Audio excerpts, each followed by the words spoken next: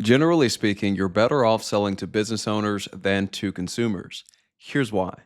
Before we get too deep into this video, I wanted to show you a quick template that I created for you guys. So if you want to learn how to structure a high-ticket B2B service, simply click on the link in the description and paste this prompt into ChatGPT and let me know your thoughts. It certainly helped me out when I was trying to ideate for Crimson, so wanted to pass this along to create value for you guys here.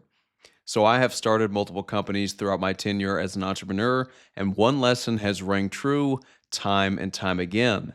Generally speaking, and as you know, I always add that disclaimer in the beginning, you are going to be better off selling to business owners than to consumers. I have nothing against consumers. As a matter of fact, I'm a consumer myself for certain categories of products. But when you're starting a business, you want predictable income and you want high ticket clients, okay? People that are going to pay a large amount of money for your services.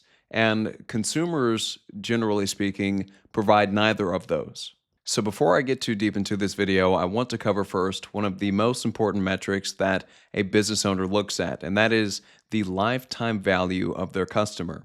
Now, lifetime value is a very simple business concept, but it is critical nonetheless to understand. The definition is as follows.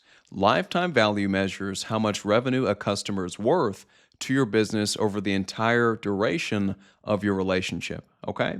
So the basic formula is going to be their average purchase value, okay? How much do they typically spend when they purchase from you? Multiplied by purchase frequency, okay? How many times do they purchase from you? And then multiplied again by the length of time that they are your customer. So the customer lifespan. So for a basic services business, we could say that the average monthly payment is going to be 2K. The length of the contract is going to be 12 months. And so the lifetime value of this customer is going to be 24,000. And as you might imagine, we want that lifetime value number to be as high as humanly possible. And I could speak to this because the first company that I tried to start was targeting consumers. So I've seen both sides. Right now, with my agency Crimson, we're targeting businesses and we're seeing more success that way. But as you know, you have to crawl before you walk.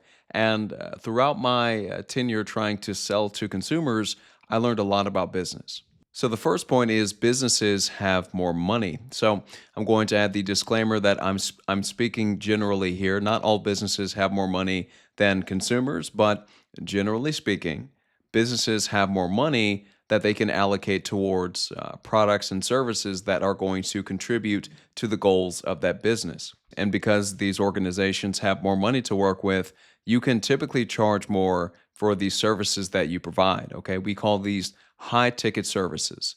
And a high ticket service is something that costs $1,000 to $5,000 for you to build and implement.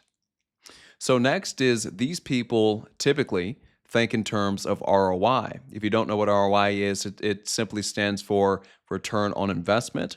And it's a great way to justify expenditures within your business. So if I spend 500 bucks on marketing, by golly, that 500 ought to bring in 5,000 for me. Okay, that's generally speaking, that's how I think of expenditures. I put in 100 bucks here. How much is that going to return me?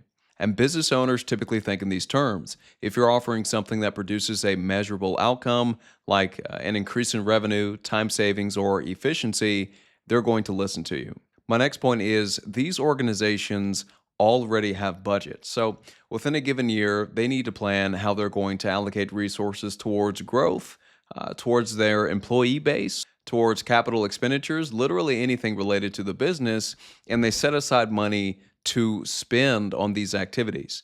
And that's where you come in with your business to target one of these budgets that they've already allocated spend towards, okay? So with my company Crimson, we target the growth budget, okay? Every company's trying to grow. Every company wants more leads. They want to make more money, and they want a better return on their ad spend, right? So we target companies that are allocating money towards growth. We help them build outbound systems, and we also scrape leads for them and build other automations that essentially help them grow their business and increase the amount of revenue that they bring in. And so the reason why I love targeting businesses is because you're not creating a new expense, you're simply redirecting an existing spend. So, in conclusion, if you're starting your first company, I would highly recommend starting a B2B company as opposed to a B2C company for the reasons that I listed within this video. I added a template in the description that's going to help you determine what service you could provide to businesses. So, go ahead and check that out and let me know your thoughts. Besides that, like, subscribe, and stay tuned. Thank you.